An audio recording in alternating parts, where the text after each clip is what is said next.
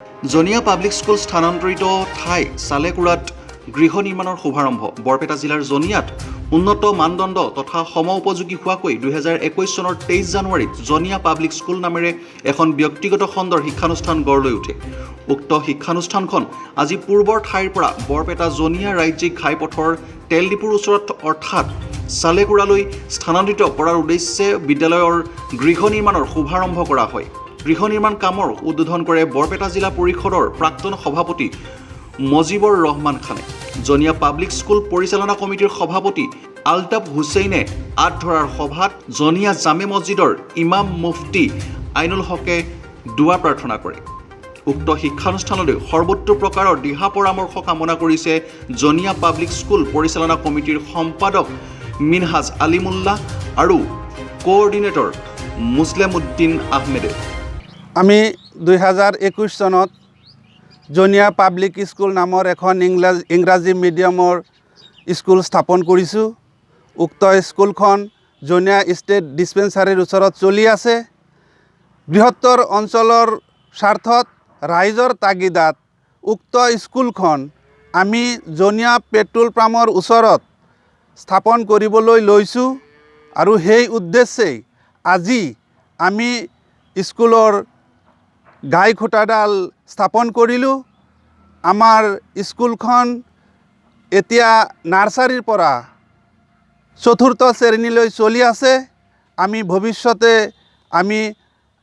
Upgrade কৰি থাকিম। এই জনিয়া অঞ্চলৰ স্বাৰ্থত আমি যাতে উন্নত মানৰ এখন স্কুল কৰিব পাৰোঁ, তাৰ কাৰণে জনিয়া অঞ্চলবাসীৰ ওচৰত আমি কাতৰ আহ্বান জনাইছোঁ। তেওঁলোকে আমাক আশীৰ্বাদ কৰক, তেওঁলোকে আমাৰ সহায় সহযোগিতা কৰক, যাতে আমি দুপে জনিয়া অঞ্চলৰ উন্নতি কৰিব পাৰোঁ। আৰ জনিয়া পাব্লিক স্কুলখন আমি 1 বছৰ ধৰি চলাই আছোঁ জনিয়া শালিকৰা ডিছপেঞ্চাৰীৰ ওচৰত। সেইকাৰণে আমাৰ ৰাইজৰ তাগিদাতে আমি আমাৰ লোকেশ্যনটো অলপ আনফৰ্ড আছে। সেইকাৰণে আমি ভাল চাই জনিয়া তেল ডিপুৰ ওচৰত আমি স্কুলখন স্থানান্তৰিত কৰিলোঁ। সেইকাৰণে আমি সকলো ৰাইজৰ আশীৰ্বাদ লৈ আমি ইয়াতে খুঁটা পুতিলোঁ, যাতে সকলোৱে ৰাইজে আমাৰ সহযোগিতা কৰে। সকলো অসমবাসী ৰাইজক আমি আমাৰ অঞ্চলত এখন ইংলিছ মিডিয়ামৰ স্কুল হৈ আছে সেইটোৰ শুভেচ্ছা জ্ঞাপন কৰিছোঁ। লগতে এইটো স্কুলৰ মই টিচাৰো নহয়, মই অভিভাৱক। মোৰ ল'ৰা এইটো স্কুলত আছে।